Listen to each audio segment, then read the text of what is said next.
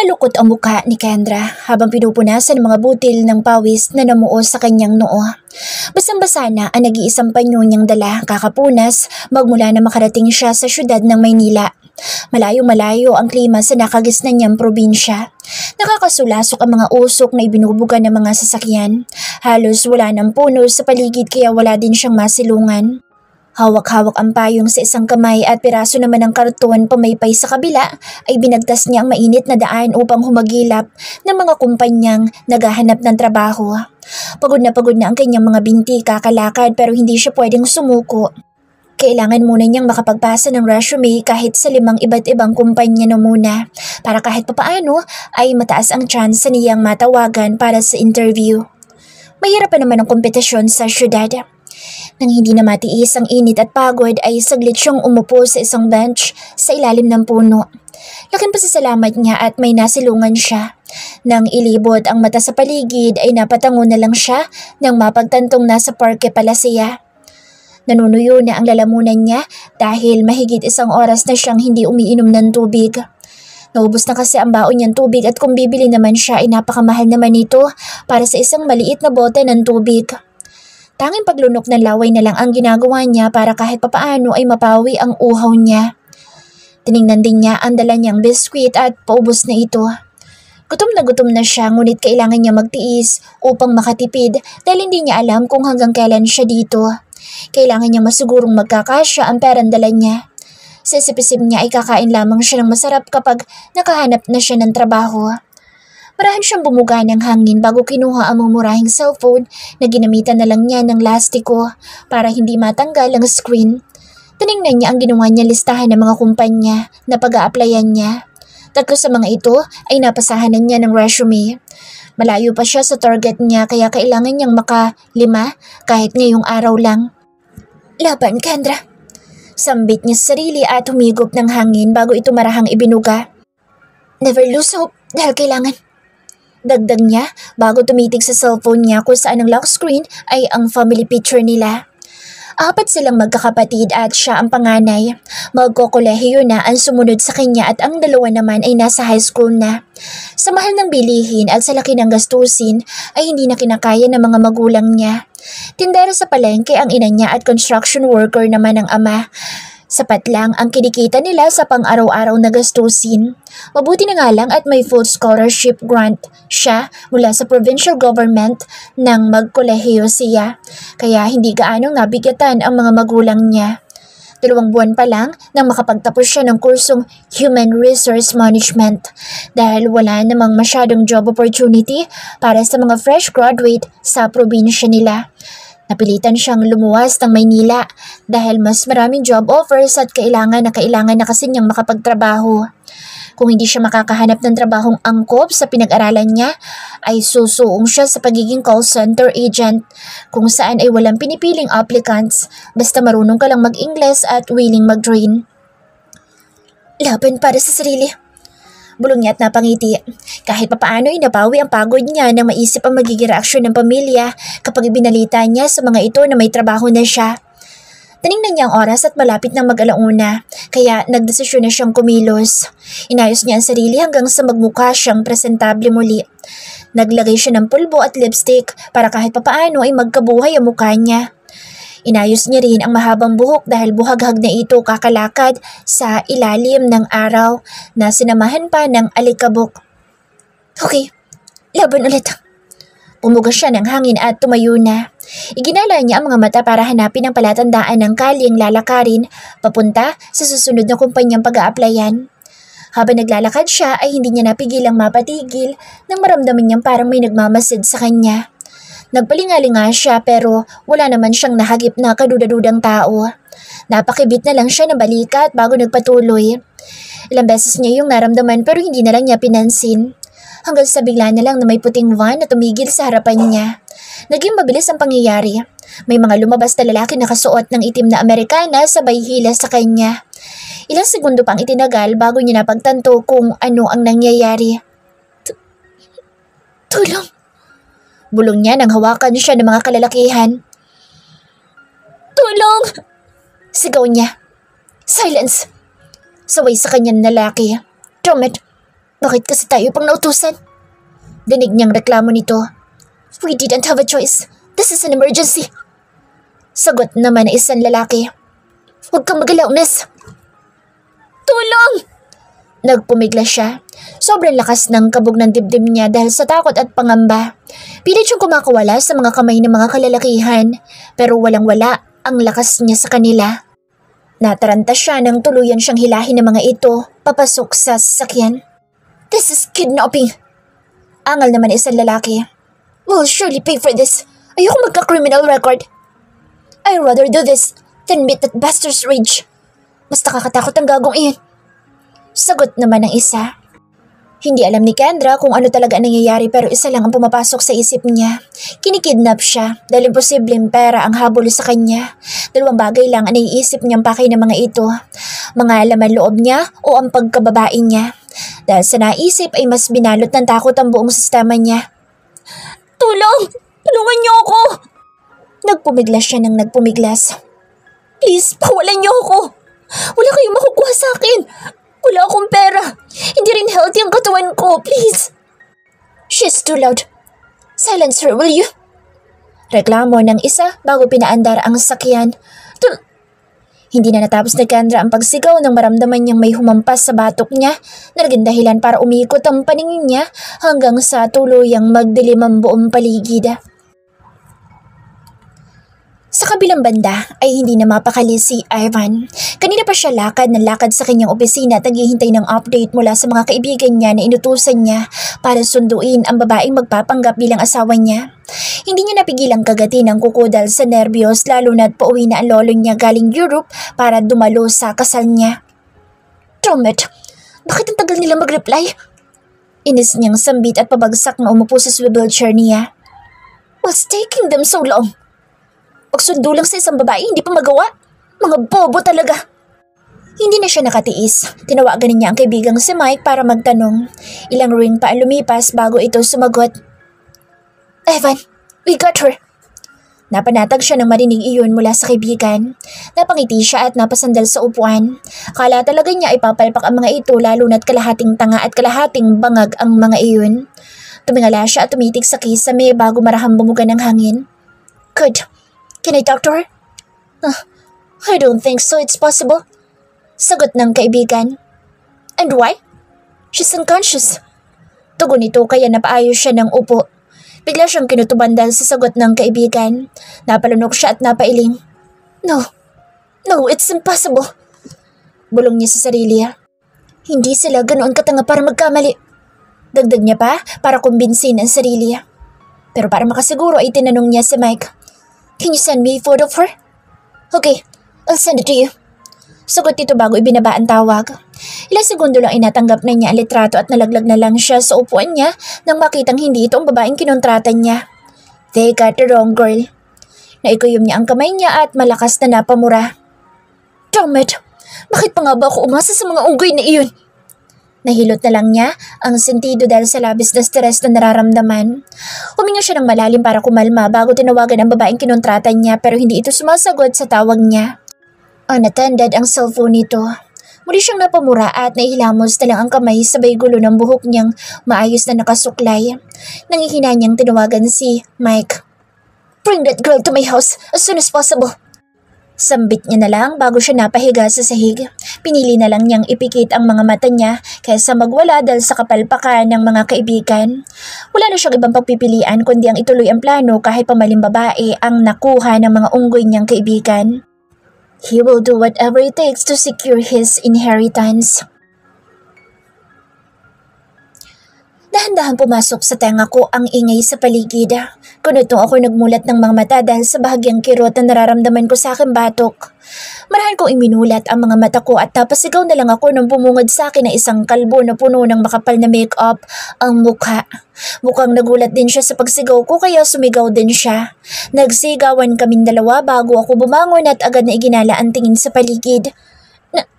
Nasaan ako? Bulalas ko bago muling tiningnan ang lalaki na may hawak na makeup brush. Anong ginagawa mo sa akin? Ma'am, kumalma po muna kayo. Kailangan nating matapos agad ang pagme-makeup dahil niro-rush na po kami ni Mr. Mondejo. Mahinahon sambit nito bago muli lumapit sa akin pero muli akong umatras. Huwag ka lalapit! Tili ko at hinarang ang dalawang kamay ko sa ere nang tuluyan ko maalala kung ano nangyari bago ako mawala ng malay. Diyan ka lang! Huminga ako ng malalim para pakalmahin ang sarili ko, lalo na't naalala ko na may dumukod sa akin. Muli ko iginala ang mga mata ko at nakita ang dalawa pang tao na kasama namin, isang lalaki at isang babae. May hawak silang wedding gown. Mom, please, makapag-cooperate ka na lang sa amin. Kami ang malilintikan kay Mr. Mondejo. Mainit pa naman ang ulo nun. Nababahalang sambit ng makeup artist sa akin. Mamaya ka na po mag-hysterical pag natapos ng trabaho namin.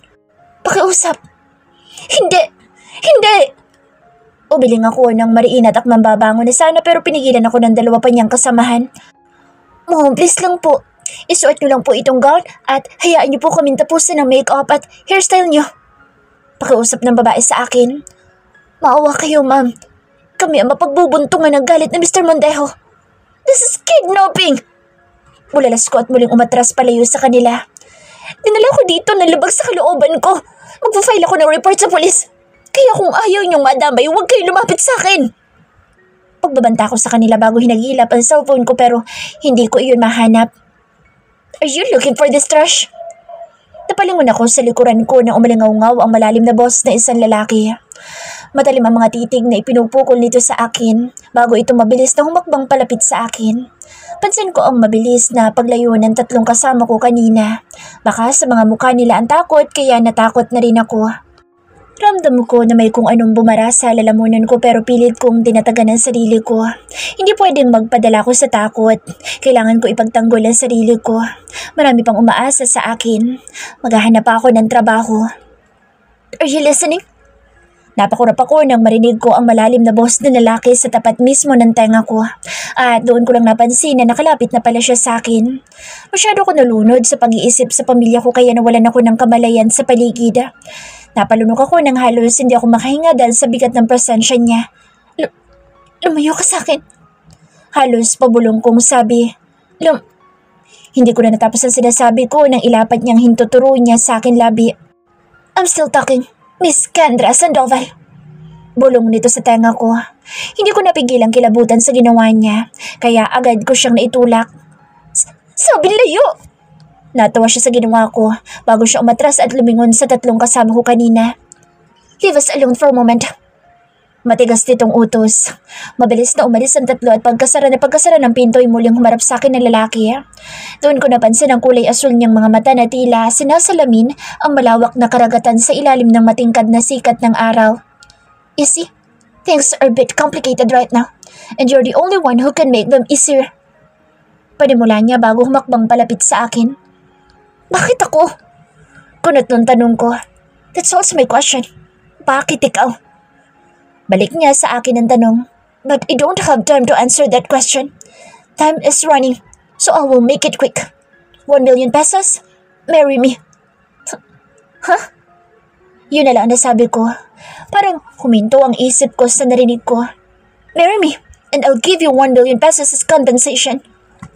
Pagkaklaro niya bago siya mas lumapit sa akin. I know you badly need money. I had your background check just a few minutes ago, so I am sure you will not decline my offer. Right? Huminga ako ng malalim bago muling sinalubong ang asul niyang mga mata. Sagutin mo ang tanong ko. Bakit ako?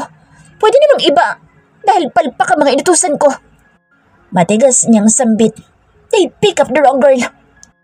Napapitlag ako sa biglang pagtaas ng boss niya. Nakakatakot ang aura na lumalabas sa kanya kaya hindi ko napigilang mapaatras. Look. Huminga siya na malalim.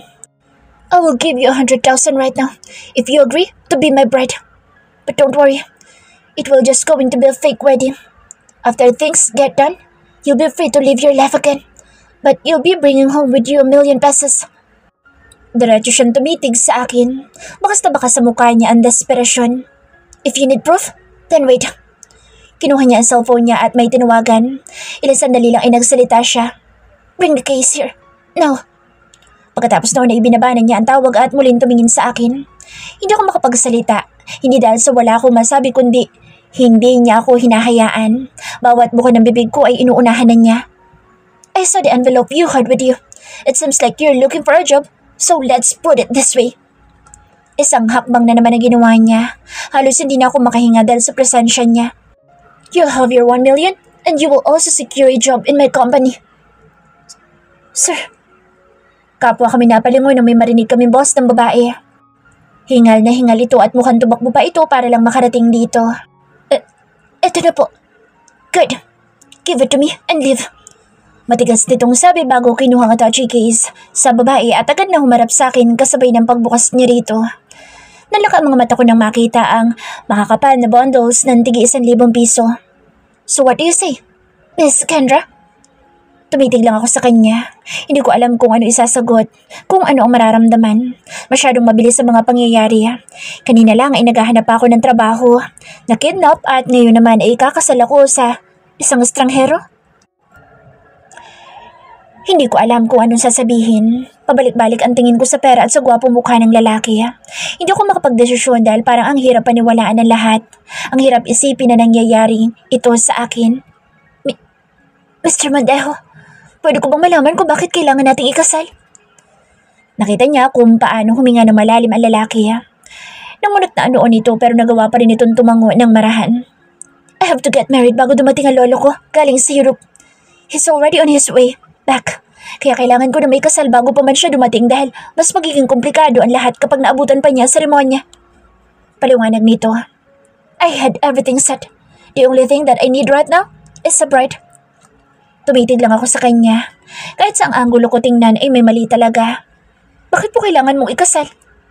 Napapikit ito matapos marinig ang sagot ko. Muli itong bumuga ng hangin. Alright, I guess I have to tell you everything. Sambit ito bago tiningnan ng diretso ang aking mga mata. My grandfather won't give me my inheritance unless I get married. He wants to make sure that I am settled before he gives it to me. But there's no way I'm going to let myself be tied to a woman. So I will just have to fake a wedding. Paliwanag dito sa akin. Does that answer your questions? Does that clear your doubts? I don't know. Ano mangyayari kapag hindi ako pumayag? Tanong ko sa kanya at nakita ko kung paano mandilim ang expression niya. Hindi ko napigilang mapalunok nang tumagos sa balat ko ang matalim niyang mga titig. Look, you could say no to me, Miss Kendra. If you refuse to be my bride now, I will use all the connections I have to make sure you will never get a job. Not just in this city, but in the whole Philippines. Matigas niyan sambit habang nakatitig lang sa mga mata ko. If you destroy my plan by refusing my offer, I will drag you down to hell with me. And yes, I am threatening you. But if you say yes, I will make sure you will be showered with blessings, work, money, and other opportunities. Humakbang siyang palapit sa akin hanggang sa ilang pulgada na lang ang layo namin. Hindi ko na nagawang umatras pa dahil tuluyan nang dumikit ang katawan ko sa pader. Pigil ang hininga ko nang salubungin ko ang mga titig niya. Be wise with your decision, Miss Kendra.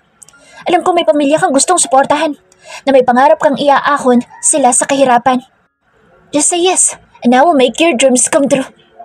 Muling sabi nito sa akin. Say no, and I will shatter your dreams to dust and trample over your hope till you fall into despair. Lumayo na siya sa akin at inayos ang suit na suot niya. Pagkatapos ay matamis niya akong initian kasabay ng pagkuha niya ng ilang bundles ng 1,000 peso bills at inialok sa akin. You have 1 minute to decide. Nakaharap ako ngayon sa salamin habang suot-suot ang wedding gown na inihanda nila para sa akin.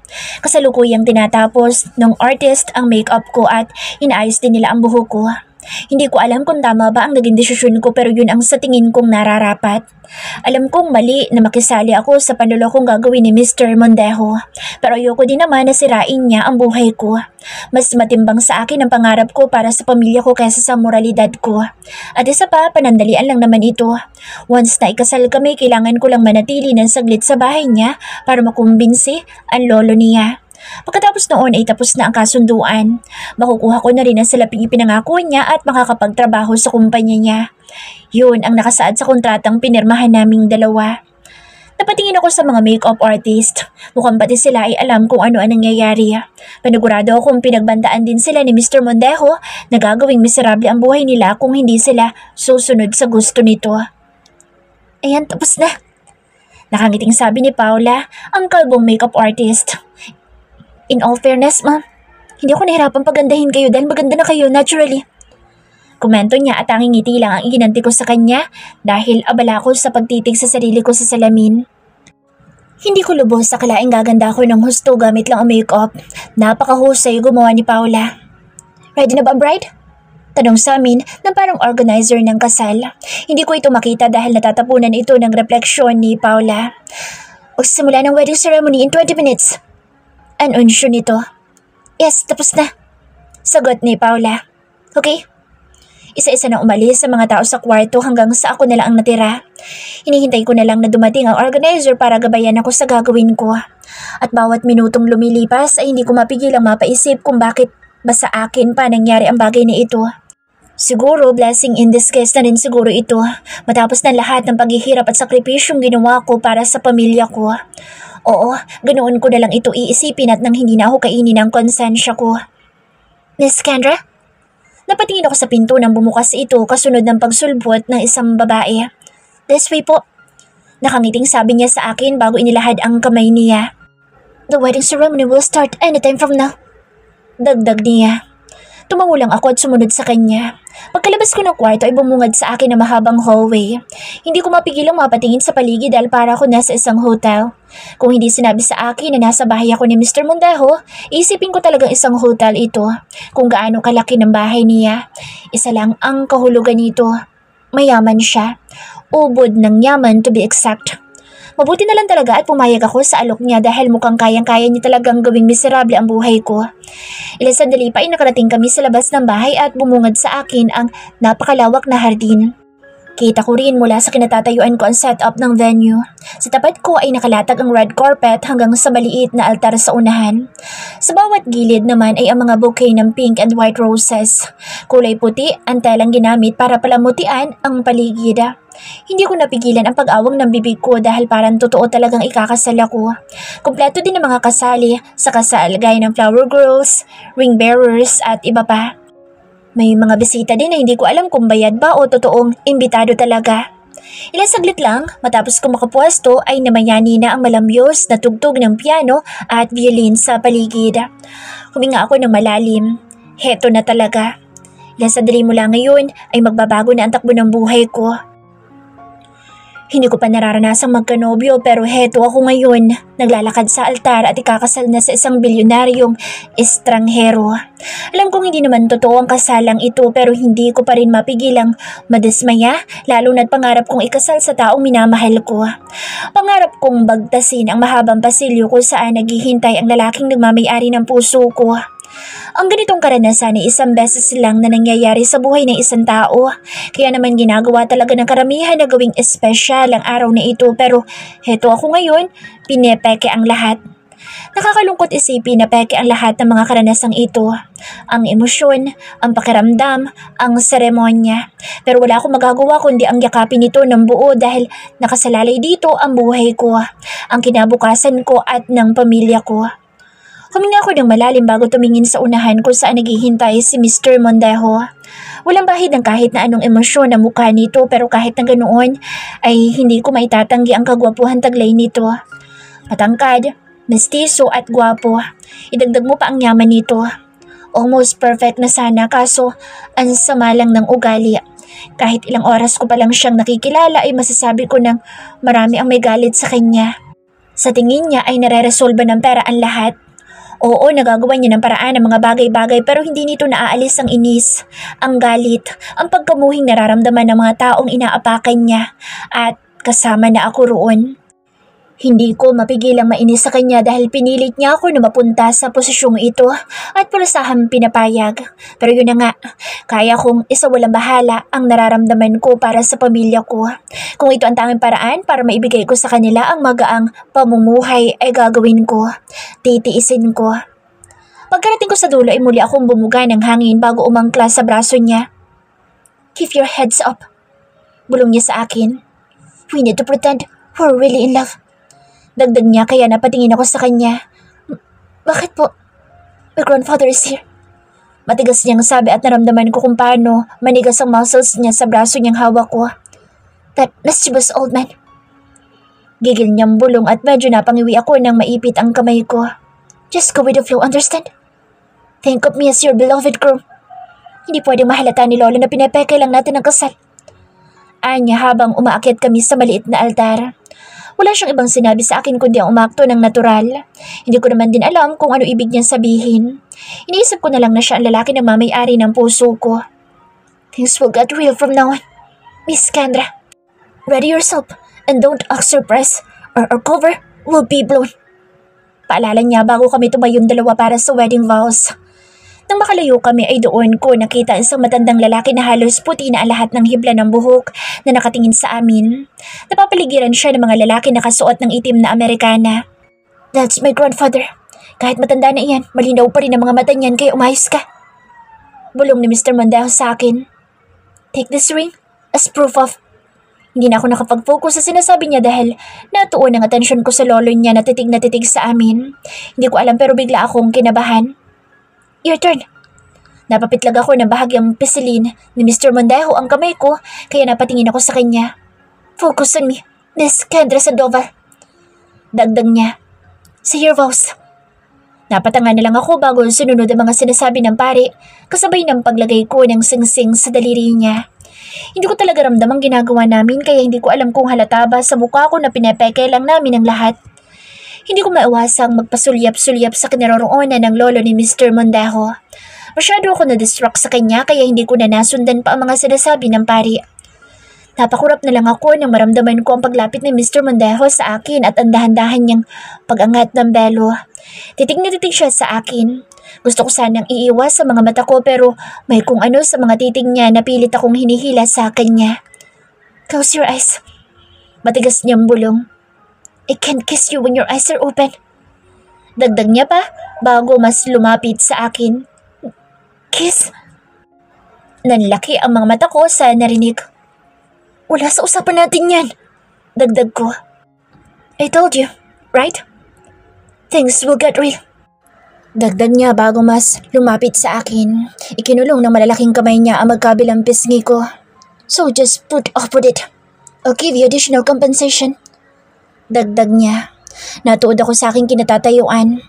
Gusto ko siyang pigilan. Gusto ko sabihin na wag. Na kung pwede sa pisngi na lang dahil hindi ko pwedeng hayaang dumampi ang mga labi namin dahil hindi pa ako nahahalikan buong buhay ko. At gusto kong ang una kong hahalikan ay ang lalaking mahal ko. Basta... Hindi ko na naituloy ang dapat sana'y sasabihin ko nang dumampi na ang mga labi niya sa labi ko. Gusto ko siyang itulak pero natatakot ako na baka masira ko ang plano niya kaya ang ginawa ko na lang ay pumikit at hinintay na lumayo ang labi niya sa akin. I now declare you husband and wife. Rinig ko sambit ng pari kasunod ng palakpakan ng mga tao sa paligid.